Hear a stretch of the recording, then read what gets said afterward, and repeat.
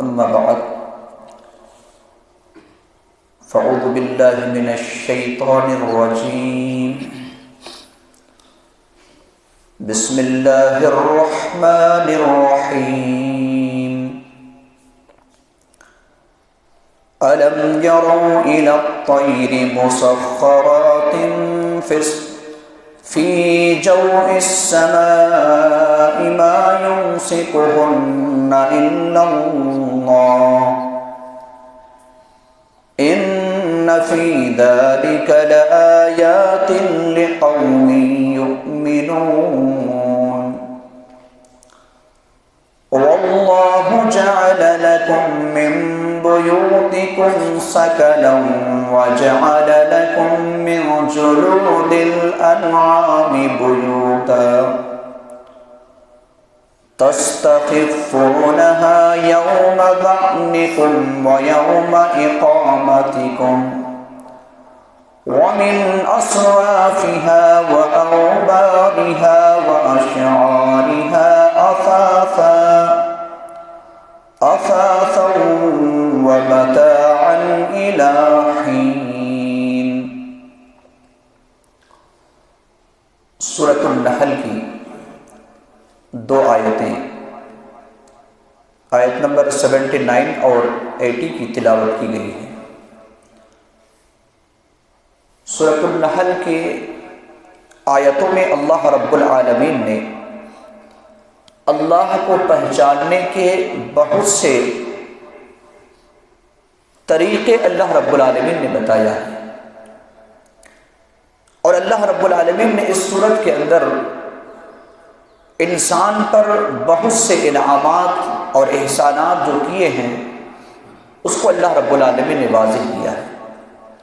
یہاں تک کہ گزشتہ درس میں آپ نے سماعت فرمایا کہ اللہ رب العالمین نے تمہاری جو تخلیق فرمائی ہے، تمہیں جو پیدا کیا ہے، تم جس وقت پیدا ہو رہے تھے تمہیں اس وقت تمہارا کچھ بھی علم نہیں تھا۔ اللہ رب العالمین نے تمہارے لیے کان، آنکھیں اور دل بنائے ہیں۔ اس صورت میں اللہ رب العالمین نے اللہ کو پہچاننے کے لیے انسان کو بطور غذا جو چیزیں اللہ رب العالمین نے پیدا کی ہے ان کا بھی تذکرہ کیا ہے، اور اگر انسان بیمار پڑ جائے تو اللہ رب العالمین نے اس سے شفا یابی کے لیے شہد کا تذکرہ فرمایا ہے کہ انسان شہد سے شفا حاصل کر سکتا ہے۔ یعنی اللہ رب العالمین نے بہت سارے احسانات اور انعامات جو انسانوں پر کیا ہے اس کو اللہ رب العالمین نے بتایا ہے۔ پہلی آیت میں اللہ رب العالمین نے یہ بتایا کہ ہم اور آپ فضا میں کبھی اڑتے ہوئے پرندوں کو دیکھتے ہیں۔ اولم یروا الی الطیر، کیا ان لوگوں نے پرندوں کی طرف نہیں دیکھا؟ مسخرات فی جو السماء، جو مسخر ہے آسمان کی فضا میں، ہم اپنے سر کے اوپر آسمان کے نیچے، جس کو جو السماء کہا جاتا ہے عربی میں، اللہ رب العالمین نے کہا کہ تم نے کیا پرندوں کو اڑتے ہوئے نہیں دیکھا؟ ما یمسکہن الا اللہ، ان پرندوں کو سوائے اللہ کے کسی نے نہیں روکا۔ اللہ رب العالمین کو اللہ رب العالمین کو پہچاننے کے لیے اگلے آیت کے اس ٹکڑا میں کہا ان فی ذلک لآیات لقوم یؤمنون، یقیناً اس میں بہت سی نشانیاں ہیں ان لوگوں کے لیے جو ایمان رکھتے ہیں، ایمان لانے والوں کے لیے بہت سی نشانیاں ہیں۔ سورۃ الملک کے اندر اللہ رب العالمین نے فرمایا کہ جب پرندے آسمان کے نیچے زمین کے اوپر فضا میں اڑتے ہیں تو اس کی دو حالتیں ہوتی ہیں، دو کیفیت ہوتی ہے، صافات اور یقبضن۔ اللہ رب العالمین نے کہا کہ کبھی ایسا ہوتا ہے کہ اپنے پروں کو وہ سمیٹ کر اڑتے ہیں، اور کبھی ایسا ہوتا ہے کہ وہ پرندے اپنے پروں کو کھول کر اڑتے ہیں۔ کبھی ہم نے اور آپ نے غور کیا ہے آسمان کی طرف پرندوں کو کبھی اڑتے ہوئے اگر ہم اور آپ دیکھیں تو یہ دو کیفیت پرندوں کی ہوتی ہے، کبھی اپنے پروں کو سمیٹ لیتے ہیں اور کبھی پروں کو کھول کر کے اڑتے ہیں۔ اس فضا میں کون ہے جو اسے پکڑ کر رکھا ہے؟ اللہ رب العالمین نے کہا اللہ کے سوا کوئی نہیں ہے۔ یہ پرندہ کو بھی اگر کوئی انسان غور و فکر کرے تو اللہ رب العالمین کو پہچان لے کہ یہ پرندہ بھی خود بخود نہیں اڑتے، بلکہ اس فضا میں اڑانے والا کوئی ہے، اور وہ اللہ رب العالمین کی ذات ہے۔ واللہ جعل لکم من بیوتکم سکنا، اور اللہ وہ ہے جس نے تمہارے لیے تمہارے گھروں میں سکونت کی جگہ رکھی ہے۔ وجعل لکم من جلود الانعام بیوتا، اور چوپائیوں کے کھالوں میں تمہارے لیے گھر رکھے ہیں۔ تستخفونہا یوم ذعنکم ویوم اقامتکم، تم اسے ہلکا تصور کرتے ہو تمہارے سفر کے دن اور تمہارے ٹھہرنے کے دن۔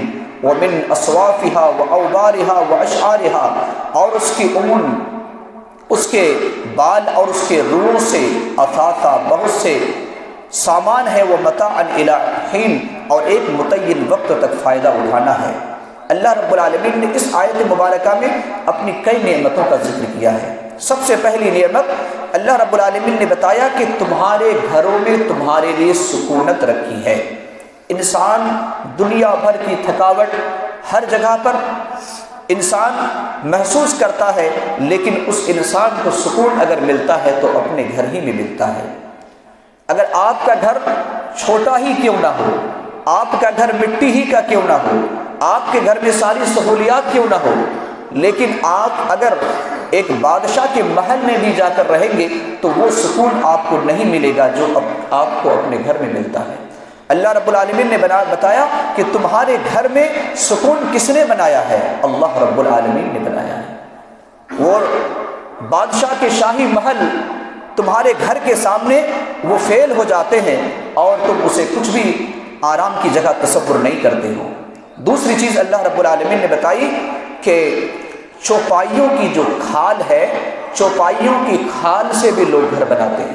اس زمانے میں نبی صلی اللہ علیہ وسلم کا زمانہ تھا جب قرآن کا نزول ہو رہا تھا، تو اس وقت کھال کے بھی گھر بناتے تھے، چوپائی کے کھال کے۔ کس طریقے سے گھر بناتے تھے؟